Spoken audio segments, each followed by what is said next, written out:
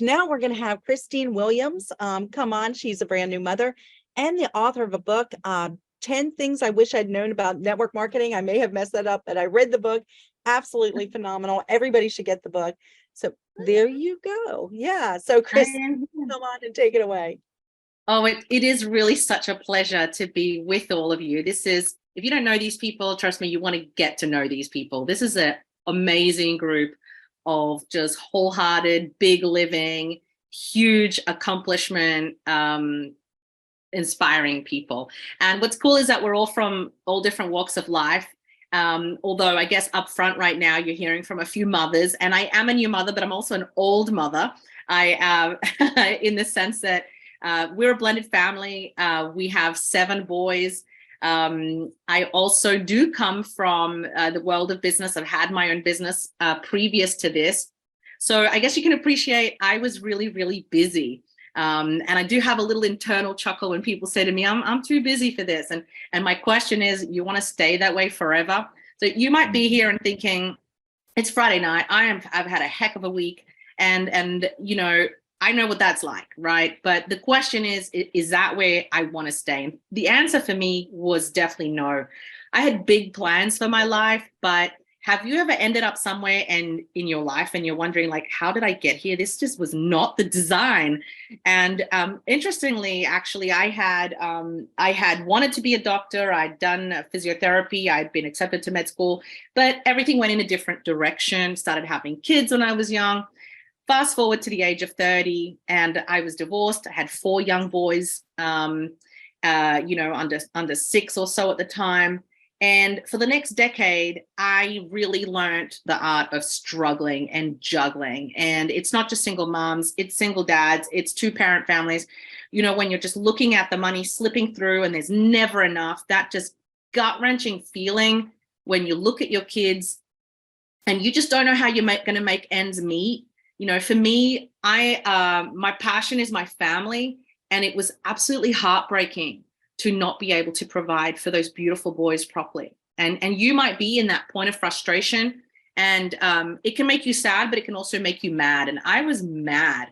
I remember a specific moment, and I'll share it with you, where I was at an Italian restaurant that I had seen, you know, and we wanted to go, and I arrived there with the kids and we sat down, and I thought, what the heck, I'm just going to shout us tonight, right?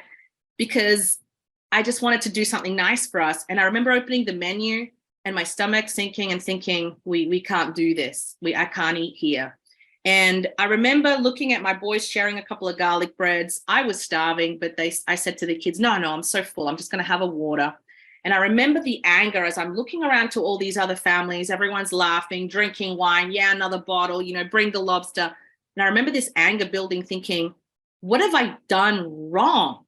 Because it's not like I sat around watching TV. I worked my guts out. And yet here I am, mid-30s, got nothing, no education, no savings, nothing. You know, so when I saw this opportunity, which I thought I saw this, thankfully, through my ex-husband, who you'll meet tonight, and I'm eternally grateful for his friend, Dan, who brought this to us. And you should be grateful to whoever's brought you here. You may not even know what you've got right now, but life is not a dress rehearsal. And I think we all come to this like honest moment with ourselves. I certainly did, where I looked myself in the mirror and said, is this how you want to live? Is this the rest of your life? Because if it's not, the time to do something about it is now. Like, it's ticking, it's happening. And a lot of the times we ask ourselves the wrong question, like, you know, oh, can I make it doing this?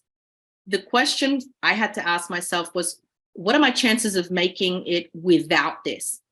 I don't know about you, but I didn't have people knocking down my door with opportunity. I didn't have the luxury of being picky. It was like, hey, if other people are doing well with this, I will figure it out. I will learn. I will put on the hat. I will learn.